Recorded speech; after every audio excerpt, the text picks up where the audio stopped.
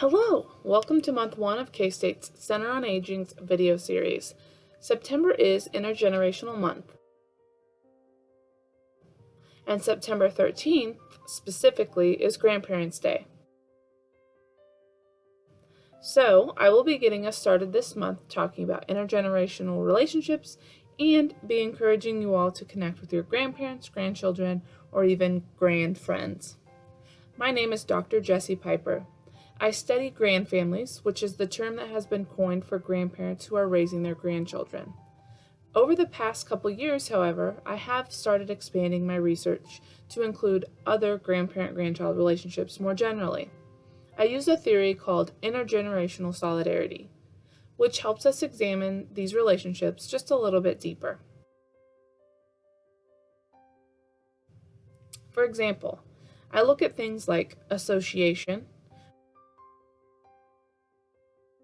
which is how much the two generations spend time together or communicate, and affection,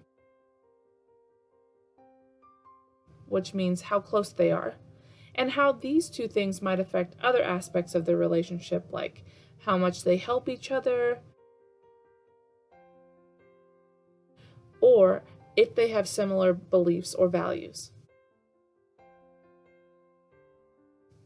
I also look at things like distance or technology, which might affect their association or affection.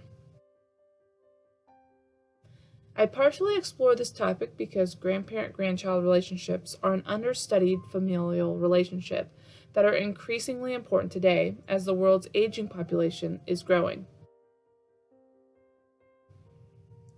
And older generations are being utilized for childcare, caregiving, or companionship for our youngest generations.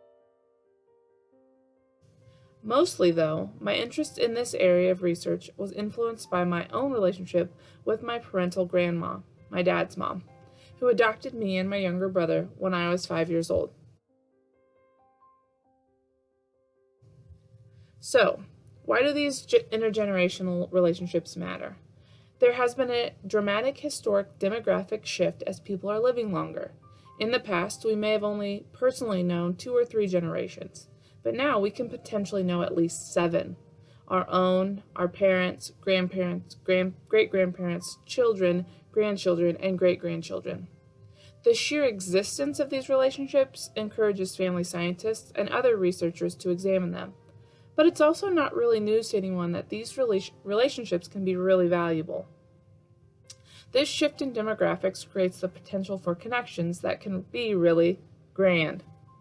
If you had a close relationship with your grandparent, I'm sure you can think about how much it meant to you, even if its meaning did change from when you were a toddler to an adolescent to an emerging adult and maybe even to a parent yourself. If you are a parent, you can think about what it means for your children to have a relationship with their grandparents.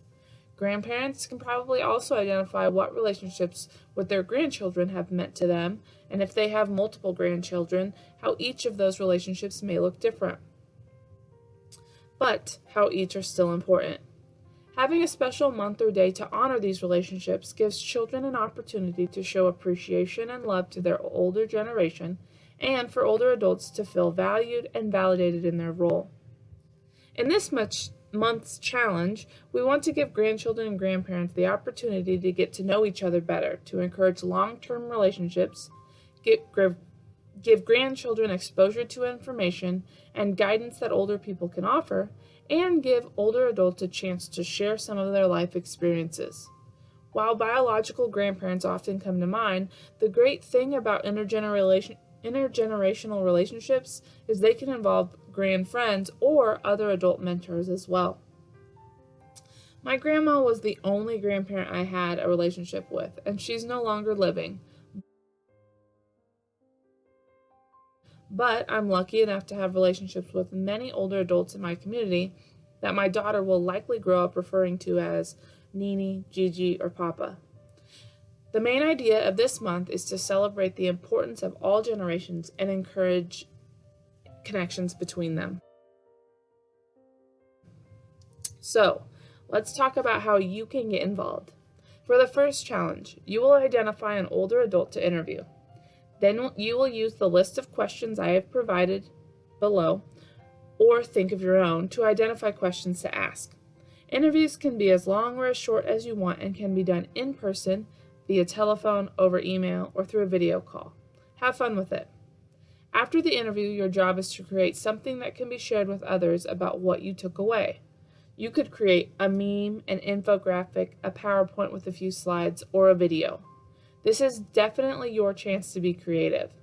Note, it might be helpful to record the interviews so that you can use them while you're creating. Once your creation is complete, send it to the older adult you interviewed. It will likely make them happy. Share it on your own social media with the hashtag KStateCOAGrands and to the Center on Aging to share on our social media. It will be a fun way to highlight older adults for Grandparents' Day and Intergenerational Month.